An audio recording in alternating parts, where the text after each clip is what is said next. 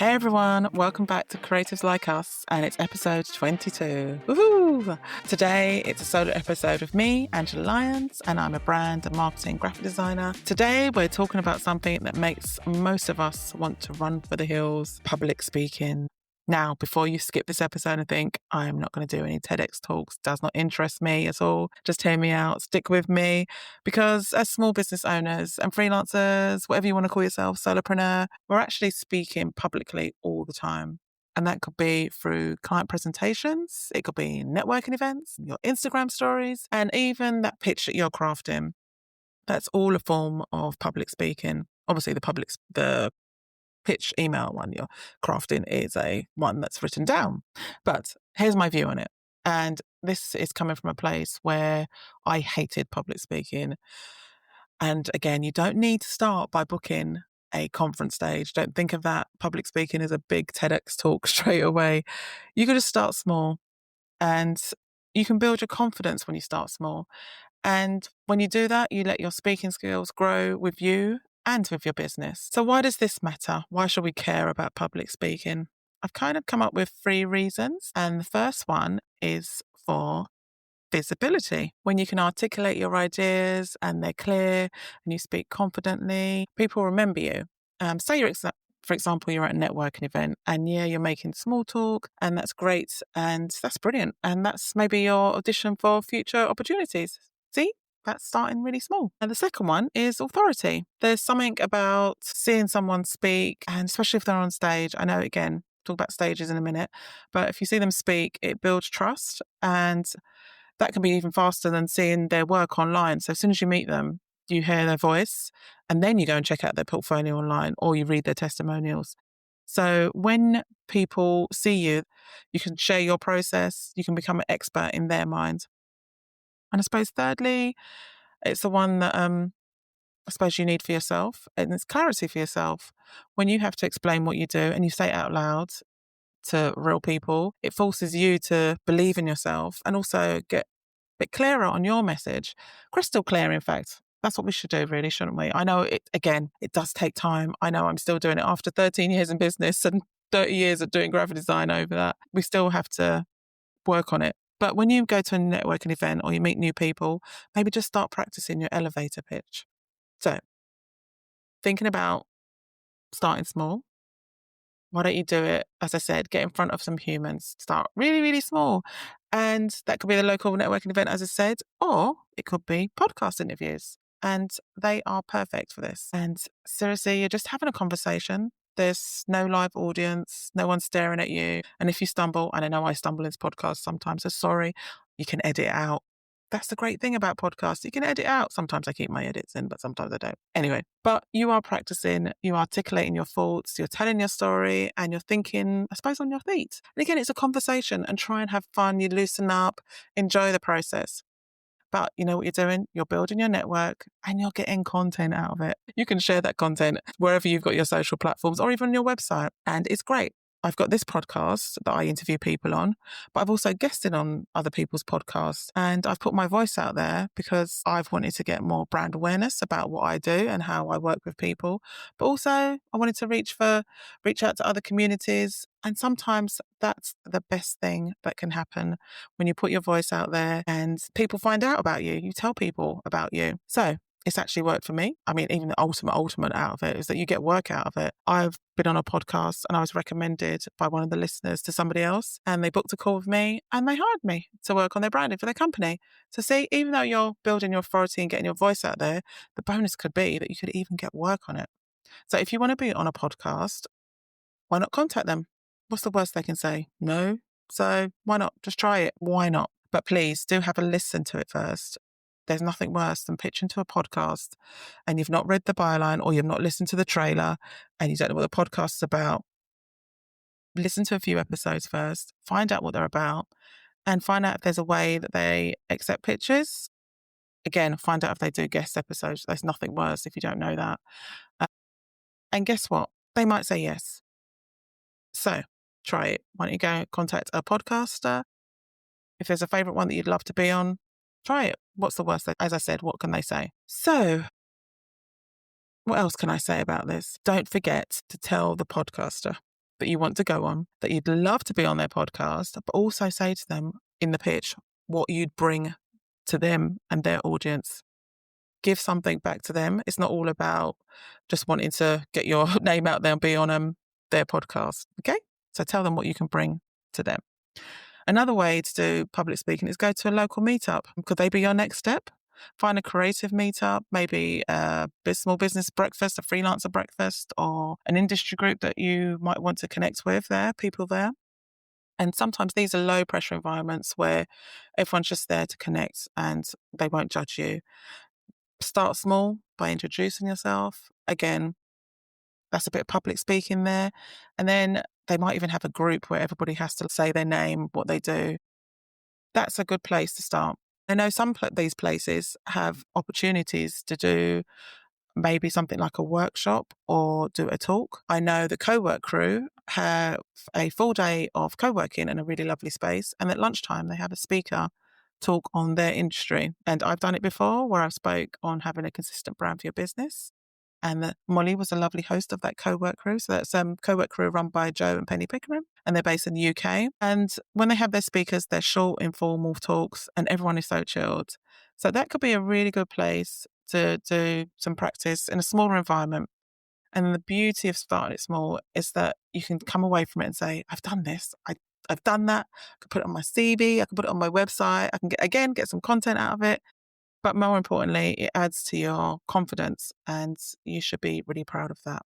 So give that a go maybe. And this bit now is for actually speaking on stage. I know sometimes people say practice in front of a mirror or imagine the audience in their underwear, which I don't get that and slightly freaks me out. But hey, I suppose it may work for you. Again, I'm no expert on public speaking, as there are a million public speaking tips out there. Look at YouTube and look at even Spotify. I know there's some videos there that I follow some people there and they've been great. So what I'm about to share with you is tips that I've picked up for myself and whilst I've listened to people on stage speaking. So first up is your opening, closing. You can always add the middle bits, but nail the first 30 seconds, get people engaged, and also work on the last 30 seconds. I think that's what kind of people remember. It sounds really sad. It's like Festa said, they do remember the beginning and the end and the bits in between sometimes, but the opening should hook them. Is it a question? Is it a bold statement? Is it a story? And then the closing should loop back to that and then give a takeaway. And I've seen people do that and it works out brilliantly. And they're the talks that I remember. Another thing is embrace the pause. We all feel like we need every second words. And that pauses are very powerful. Let your point land and let them take a breath. Oh gosh, that's what I should do. I'm talking really fast now because part of me wants this episode. I love recording all these episodes, but part of me was like, oh my God, I'm talking so fast. My friend Mel told me, be more Obama. Calm, slow, and considered. Now, I'm thinking now if I rush through this episode, I'm going to slow down now.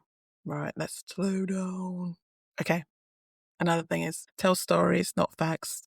Oh my gosh, I went to a presentation recently and I nearly fell asleep. In fact, I did fall asleep. Nobody remembers statistics or your 3-part framework. Oh my God, sometimes that can be boring. Please don't make them fall asleep. Be you, try and tell a story. Try and tell something that people will resonate with and know your audience. Again, going back to Festa's last week, he gave great tips on storytelling and repetition. And he also talked about talk to the people, not at them. So imagine that you're on stage and imagine you're having a coffee with one person. Maybe make eye contact instead of you, instead of one or people, and keep it conversational, not to, I suppose, like you're being on stage and acting like a performance. And then with your body language, it can either amplify or undermine things that you're saying. Notice a lot of people walking on stage, walking up and down stage, walking up and down the stage. And sometimes I wish they could just stand still. And I get why they do it, because obviously they want to engage in their audience. But I get slightly annoyed when the slide illuminates their face and then we could lose what they're talking about. And I'm following up and down the stage. I get it. I do get it. But maybe make eye contact with them in especially in smaller settings, connect with the individuals. Especially they might want to come and talk to you afterwards. So that's a good place. And in larger rooms, maybe scan the section of the room. I've seen people do that when they're speaking on stage. And if you're on a podcast or video, look at the camera lens like it's a person. I know I forget to do that sometimes. And there's this weird thing in AI recently where it corrects your eyes, but that's just a bit odd. So don't rely on that. Try and look at the camera if you can, especially if you're doing a video. And here's something I've learned also is that when you're nervous, it shows up in your voice and you can get a bit croaky and so just take breaths in through the nose, out through the mouth. Before you speak, take 3 deep belly breaths. It calms your nervous system and it gives your voice more resonance. Oh my gosh, I've even done it just now. Again, I was talking too fast, but let's be real, fear doesn't go away. I know I'm in the comfort of just recording this by myself right now, but I know tomorrow morning I'll be like, oh my God, is it going to be sound all right? Let the fear go away. Please try and calm the nerves. Don't worry about what people think. If you're comfortable, if you're ready for it, your body and your voice, it will all come out in your body and your voice. And I know it's kind of hard to say, but try and enjoy it. People are there for you. They want to hear what you've got to say. And that's exciting. So just relax, try and relax.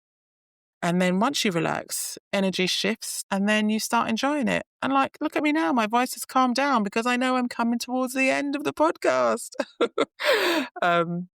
Remember, people want you to succeed and your audience isn't hoping that you fail. They are pretty much, I mean, it'd be horrible if they're not, but they are rooting for you. They showed up to your talk because they're interested in what you want that you have to say. So you don't have to be perfect. You might stumble on words like you can say, and you can lose your train of thought. I've seen people do that on stage too. But you know what? Somebody in the audience might even like encourage them. Then they end up laughing about it. And honestly, they're all there rooting for you. So perfection sometimes can be a bit boring and it can be a bit robotic, especially if you memorize a script. So just be more you and just relax when you're there. So before you even get to that stage, and on that stage, one of the biggest things I'd say, and I said not to be robotic, but practice, kind of work out what you're going to say. Not kind of work out, know what you're going to say. Again, Festus last week was kind of special because he's one of those people that are blessed who can just roll up on a stage. He knows what he's going to talk about, but he has no notes, no slides, and he will just talk. I can't do that. I need to practice quite a bit and I have to make time for that practice. As I said, I got lots of tips. There was a video on Spotify and I've tried to search for it before this episode, but I think they might have removed it. But it was a really good episode with 2 people giving advice on talks. If I find it, I'll link it in the show notes. I think her name was Charlotte Lewis. She was pretty good and she's been featured on podcasts and she was really good at giving tips. So before you do anything, just practice and maybe take notes from other people. I know there's also my friend Ella. She's used a lady called Jackie Goddard as her coach to speak. And I know Ella does a lot of public speaking. I know Gus does a lot of public speaking. Again, we watch these people on stage and they look like they're smashing it. And they really are. But you know they've practiced, they've had coaching. So maybe that's something that if you want to do that as part of your business, that might be an investment that you might want to do. As I said, you don't have to be perfect. And I prefer to have conversations and not presentations. And that's why I enjoy this podcast a lot because it's not about me being on stage. And you know what? I'll be honest here. Public speaking on the stage is not one of my favorite things in the world. I prefer to be on a panel or do a Q&A if I'm actually on a stage in front of people. I don't mind, as I said, being there, but I don't feel comfortable if I was doing a presentation and all eyes are on me. And plus I'd have to remember everything. And one of the things I prefer to do is have conversations, not presentations. And that's why I enjoy doing this podcast. So how about you? Do you want to do it? Do you enjoy public speaking? Do you want to try? If you want to try the first things, as I said, maybe find a podcast that you'd love to go on. Maybe do some interviews with people in the industry, reach out to be a guest. Or you know what? You could even start a podcast. Start the conversation. Why not? Step 2, maybe go to local meetups in your area, creative groups, as I said, small business or freelancer gatherings, industry associations. See what's out there. Just show up to one, You don't have to speak the first time, but go. They might ask you to do an elevator pitch. That could be your first introduction into public speaking. And as I said, part of step 3 is your elevator pitch. Practice it. Sometimes all it is who are you and what you do.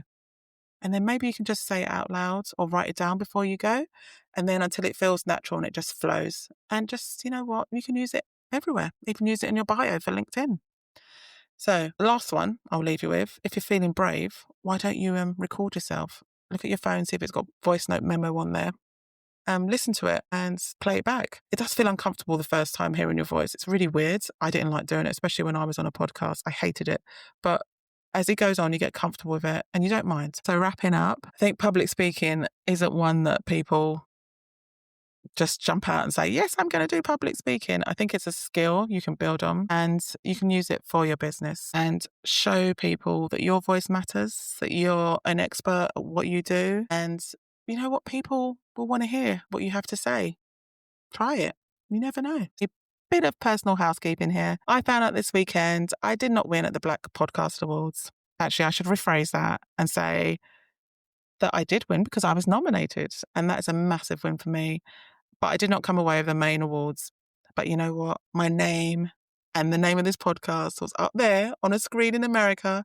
And that is a massive win, especially for me, coming from a place where I did not ever want to public speak and coming from a place where I didn't know if I wanted to start a podcast. I started in January this year and I was up for an award, 2 awards, International Podcast and Best Art Podcast, the Black Podcast Awards. So I just wanted to say you can do it. And also I want to say thank you so much for listening and thank you for your encouragement. And I do get excited when I see episodes on the downloads in my Buzzsprout account. It's just so cool. So thank you so much for that. And thank you for tuning in to Creatives Like Us. And if this episode resonated with you, please leave a review. You can share it with a fellow creative who needs a confidence boost or a fellow business owner who might be interested in it. And you know what? If you take any steps in what I've talked about today, why don't you DM me and I will give you a shout out on the next show. Here you go. See a bit of public speaking for you there. Yeah. So I'll leave the notes and show notes where you can find me. Thank you for listening and please keep being creatives like us. Bye.